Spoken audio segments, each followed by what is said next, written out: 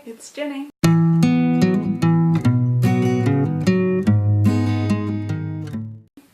I thought I'd put in my 2 words about the book We Were Liars by E. Lockhart. I read this back in June and haven't had time, or I've been too lazy. That's why what I should say to actually do a review of this one until now. I read it as an ebook, as you can see. This is my lovely e-reader. If you haven't read the book, stop watching this video and go read it, because it's a brilliant piece of work that you really should read, but you should go into it blind, as I did. So please stop watching and go read it. If you read it, here are my thoughts about it. The story is Cadence. It starts off when she's 15 years old. She's been through a extreme accident, and she doesn't remember the accident or what caused it. But she has extreme migraines after that, and she tries to find out what's happened. Why is everyone so strange and around her family and so on, and yeah, things like that. The book is about 220 pages.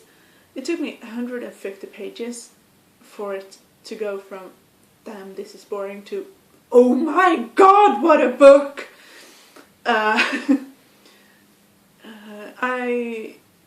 There was a twist at about 150 pages in that made this book so incredibly good. Although I only gave it 4 stars on Goodreads because of the first 150 pages being so boring. If it hadn't been for that, I would have given it a 5 stars. But yeah, the thing that happened there was that things started to get explained, or things started to be explained to us and to Cadence about what had happened to her cousins and to her and to people around her, and what actually caused everything to be, or whatever caused the accident. And she starts to remember things. I read it in English, of course. It isn't translated into Swedish yet. It will come out in Swedish in October, which I saw after I read this one, but that's not a problem. I love the language in this book. I didn't, sort of in hindsight, I love the language in this book. I love the metaphors, and I love the stories or tales that are embedded, or as sort of are their own chapters in the book. The ones about the king and his 3 daughters, and and what happens with them. That was a great way of getting the story to move forwards. But when I read them, I sort of didn't understand them, and I didn't see what they had to do with the rest of the story until afterwards, when I finished the book. So now I really love those parts, and I think that if I were to reread the book, it would be something else. It would be a great part. Those parts would be brilliant to read. That is, because I really liked that. It broke off the monotony that is the normal storytelling. So I think it was a great way of doing something different in the storytelling. And as many others have said in their reviews of this and discussions of this, of the We Were Liars book, the metaphors are brilliant, or at least I didn't think so when I read the book, but now after I've finished it and a couple of weeks that is months. I read this one in June, so it's been about 2 months almost. Now I think that these metaphors are brilliant. It was something when Caden's parents got divorced.